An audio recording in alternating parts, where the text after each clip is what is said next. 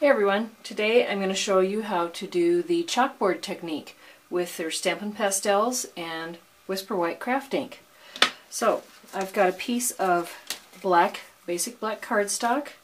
I'm going to stamp in Whisper White craft ink, which is our pigment ink. It's sticky and it dries slowly so that you can use it for embossing and other projects like that. And I'm using the From the Crypt stamp set, this really cool Halloween-ish stamp set, or teenager too. I'm going to ink up in Whisper White craft ink. And you don't want to press into the pad too hard. You just tap it and get it good coverage. And then I always cut my paper, I've told you this before I think, I cut my paper the same size as the wood block. Then when I stamp on it, I just go right over the edges and just go straight down in the same line with the edges of the paper. Okay, I'm not even going to let that dry. I'm going to use sponge daubers and my pastels. Well, there's all 48 colors plus basic black, going gray, and Whisper White. You get a little eraser and some little sponge-tipped applicators too. But if you can see on the lid here, all the 48 colors plus those extra 3 are listed on the lid, and they correspond with how they are lined up in the tray. So Perfect Plum up here on the top is this chalk right here. So this is cool because it matches all 48 of our colors in our palette. So I'm just going to I'm using my sponge dauber and the pastels. I'm going to get a little bit of the pumpkin pie. I'm just kind of rubbing it around in there to get it. And then I am going to just dab this on the pumpkin area. Let me zoom back in. Just dabbing it on the pumpkin area of this stamp set of this wet craft ink, like that. This technique is similar to Poppin' Pastels, where you use Versamark clear ink on cardstock, and then you can color in the same way using the pastels. Okay, so there's my pumpkin in the pumpkin pie color. I am going to do some of the Perfect Plum. Sorry, I'm all zoomed in now, I can't show you. Perfect Plum up in the top left corner. And I'm going to get some of that up in this corner. I'm just tapping it around.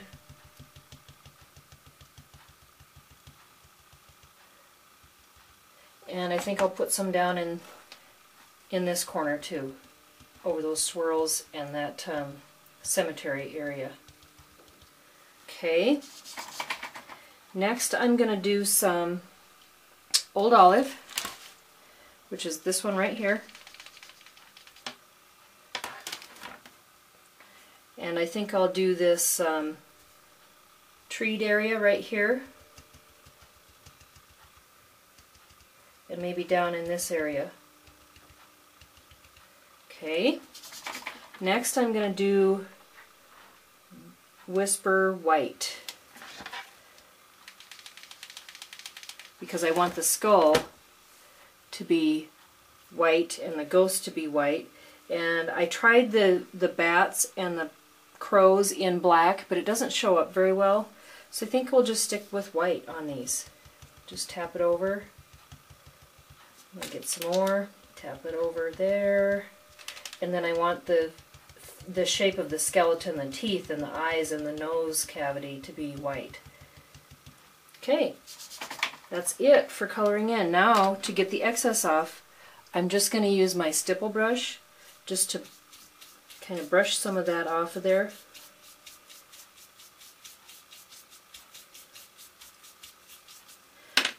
And then I can make my card. Let me zoom back out. Okay, now the pastels also come with a piece of foam that goes over the top so that when you close it, it protects those chalk pieces from breaking. They do break sometimes, it doesn't affect the performance, but if you're gentle with them and you keep that foam on there, then they should last a long time. This set of pastels comes in the STAMPINUP starter kit, in the standard starter kit, and it's a great bargain. You get all the colors. There are several techniques you can do with the pastels, so that's a good thing. and you can also buy them from my website. The number is 105542.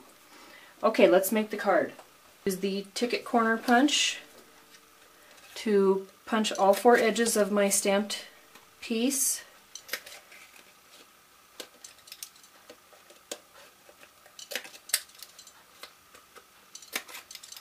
Okay, I'm going to stamp from the Teeny Tiny Wishes stamp set, which is a really versatile set because you get all these greetings with it, almost every holiday you could think of. I'm going to do the Happy Halloween in Pumpkin Pie on Whisper White cardstock. Then I'm going to use my modern label punch to punch out the words that I just stamped, and when you use your punches, you know to turn them, don't try to punch them out like this because you'll never be able to see what you're doing. Turn them over, they work so easily. You don't have to stand on them to get them to punch. Just turn it over so you can see what you're doing and pop it out. Easy as that. Then I'm going to put Stampin' Dimensionals on the back of this greeting. Sometimes I cut these in half just to save, conserve, but doesn't take very many dimensionals on a piece because our cardstock is nice and thick. Okay, now I have a piece of Perfect Plum cardstock that I've already folded for my card base, and this is one of those pieces that I used my shimmer spray on that I made, and it's the platinum, the silver shimmer spray that I used with the finial press embossing folder. I'm going to mount that to this piece of Perfect Plum with my snail.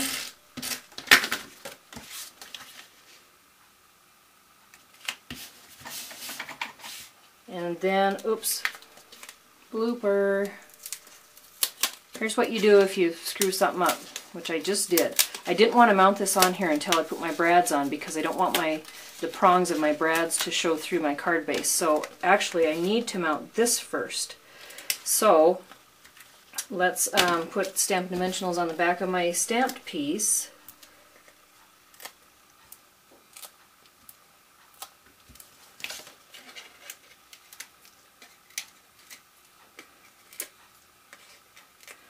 Okay, and I'm going to kind of place my greeting down here too. I think I want that to go about right there. Let's go ahead and put the greeting on just to have everything placed so I can see what I'm doing. About like that. Okay, and then I'm going to use my matte stack and my paper piercer, which you can now buy separately. It's $3.50 is all, and it's just a pointed end. And I'm going to poke holes in each corner of where I've done the ticket corner punch. And that's where I'm going to put my brad. One in each corner.